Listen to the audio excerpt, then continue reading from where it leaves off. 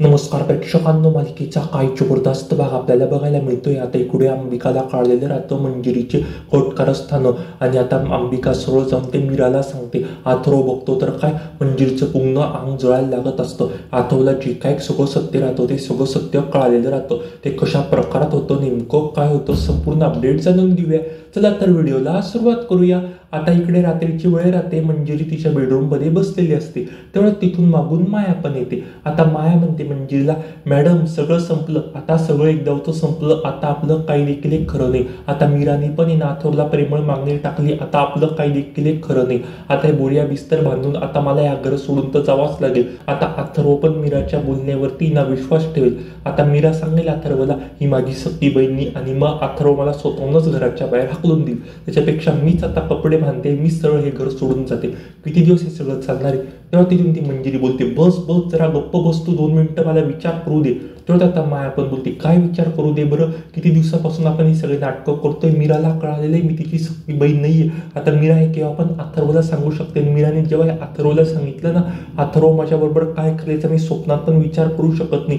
प्रेक्षकांना तिथून मागून अंबिका पण येते. अंबिका त्यांचं सगळं बोलणं ऐकलेलं राहतात. अंबिकाला पण एक वेळ कळालेलं राहतं ही मंजिरी पण या सगळ्या कटकार स्थानामध्ये सामील आहे. पण मंजिरीला असं वाटत राहतं की आजूबाजूला कोणीच नाहीये, पण तिथे अंबिका असते. अंबिकाने दारावरनं जातात, त्यांचं सगळं बोलणं ऐकलेलं राहतं.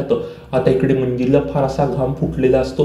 मंजिरीला फार असं टेन्शन आलं राहतं. आता मंजिरी म्हणते, इकडे आता मी नवीन प्लॅन करते. मी आता एक असा प्लॅन करते आणि त्याच्याने अथर्व आहे ना थोड्या दिवसाकरता डायरेक्ट या घराच्या बाहेर गेले. थोड्या दिवसाकरता अथर्व जर काय या घराच्या बाहेर गेला ना, तेवढ्याच दिवसामध्ये आपण त्या मीराला येडं करून सोडायचं आणि त्या मीराला आपण या घराच्या बाहेर हाकलून द्यायचं. मीरा स्वतःहूनच हे घर सोडून गेली पाहिजे, आपण हे असं करायचं. तेव्हा आता माया पण बोलते, नाही हे शक्य नाहीये मॅडम.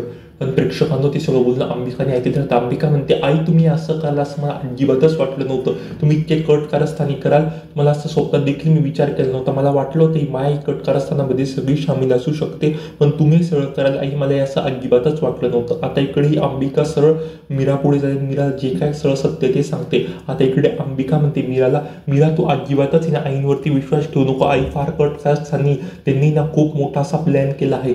तेव्हा आता मीरा पण बोलते, हे सगळं काय बोलतेस बरं अंबिका ताई, तू नेमकं काय बोलते, तुम्हाला नीट सविस्तरपणे सांग. आता अंबिका पण जे काही घडलेलं आहे ते सगळं सांगते. मीराच्या डोळ्यावरती अजिबातच विश्वास पटत नाही. मीरा म्हणते, नाही नाही खरं असू शकत नाही, तुझ्या ऐकण्यामध्ये काहीतरी एक चुकी झाली आहे. आई म्हणजे आईसाहेब हे सगळं का करतील बरं? तिला वाटते ती माया करू शकते, पण मी आईसाहेबांवरती 100% विश्वास ठेवते, ते असं अजिबातच करणार नाही. आता इकडे अंबिका सरळ ना तिचा हात धरते आणि तिला त्या बेडरूमच्या बाहेर असं गुपचूप लपवून उभं करते. ती म्हणते, हे बघ ऐक सगळं त्यांचं बोलणं. आता प्रेक्षकांना मीराने पण तिच्या डोळ्याने जे काय सगळं सत्य राहतं ते सगळं सत्य ऐकलेलं राहतं. आता मीराला पण एक वेळ एकदम मोठासा धक्का लागलेला राहतो. आता इकडे मंजिरी मुद्दामच आहे ना अथर्वच्या बेडरूम मध्ये जाते.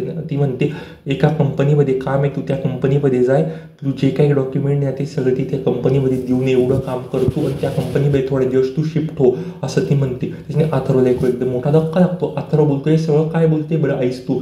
नाही म्हणजे मी त्या कंपनीमध्ये सगळं चांगलं काम करतोय, तर मला तिकडच्या कंपनीत अचानक तू का पाठवते बरं? तिकडच्या ब्रँचमध्ये मला का बरं पाठवते तू?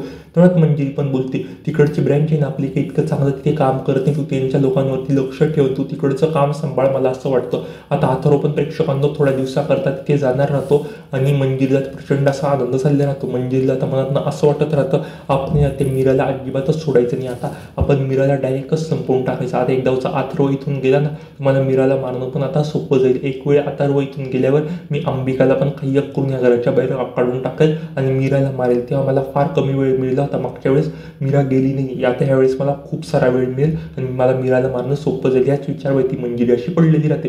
पण प्रेक्षकांना तिचा प्लॅन काही देखील यशस्वी होत नाही. आता इकडे मीरा डायरेक्टच अथर्व पुढे जाते आणि म्हणते, वेदाचे बाबा तुम्ही अजिबातच कुठे पण देखील एक जायचं नाही, तुम्ही अजिबातच नाही घर सोडून कुठे पण जायचं नाही. तेव्हा अथर्व पण बोलतो, मला काम आहे, मला कामाने जाऊ दे, तू प्लीज असं काय करतेस बरं तू, हे असं सगळं काय वागतेस बरं तू? तेव्हा आता मीरा पण म्हणते, नाही तुम्ही अजिबातच कुठे जायचं नाही. तेव्हा तिथे वेदा पण येते. वेदा प्रचंड असा हट्ट करू लागत असते. वेदा म्हणते, नाही नाही बाबा तुम्ही अजिबातच कुठे जायचं नाही. आता अथर्व पण बोलतो, बरं ठीक आहे चालेल, मी आता काही देखील एक जात नाही. आणि मंजिरीचा जो काय प्लॅन राहतो प्रेक्षकांना तो तिथेच फसलेला राहतो. आता इकडे मंजिरी जाते मार्जरीला भेटायला प्रेक्षकांना आणि ती अंबिका तिच्यावर संशयालेला राहतो. अंबिका म्हणते, एवढ्या रातच्या आई कुठे चालली बरं, नक्कीच काहीतरी गडबड. अंबिकाला जे काय प्रेक्षकांना सत्य राहतं ते सगळं सत्य कळालेलं राहतं आणि अंबिकासमोर फार मोठं असं सत्य येतं. आता मालिकेत नेमकं पुढे काय होईल पाहता फारच रंजक ठरणार आहे. अशाच मालिकेच्या डेली अपडेटसाठी आपल्या या चॅनलला आता सबस्क्राईब करा. धन्यवाद.